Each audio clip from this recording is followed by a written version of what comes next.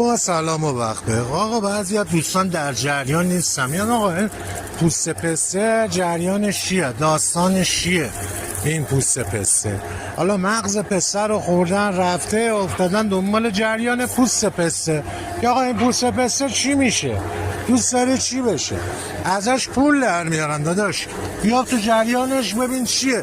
از جریان پول در بردنشو بهت میگم چی به چیه. این پوست پسته رو برمیدارن میارن یه مش تو جریانات حرارتی میره تا پخته بشه.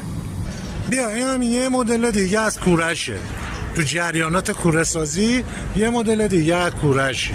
خب این از اون خیلی بهتره. ببین اونم داره الان کربن پوست. این جریان کربن پوست پسته به چه دردی میخوره؟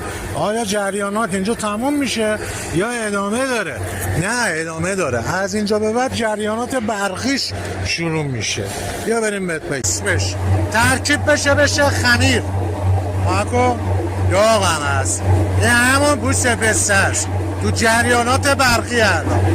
نه چسبیه ببخش.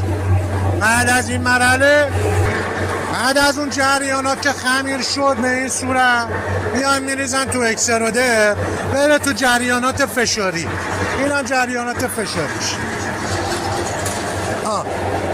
تبدیل به زغال چارگوش میشه. بزن رفت تو جریان حرکت تیغ برش. اومده کربن پسته تبدیل به زغال حبه پسته 4 گوش 6 گوش شده. این ادامه جریاناتشه. نگاه کن. بعد از این جریانش بعد از این مرحله میریزیم توی کارتون. حالا کارتون‌های مختلف. توی این کارتون‌ها بسته‌بندی میشه و روانه جریانات بازار میشه. در آخر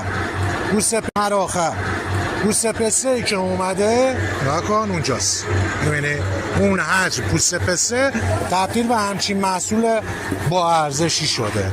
آره وقتی که مغز پسته رو میزنی بر بدن فکر اینی که آقا پوست پسته رو بریزم بره. نه پوست پسته تبدیل به پول میشه. حالا بیشتر خواستی تو جریانات پول سازیش باشی یه پیام بده تا بیشتر بده.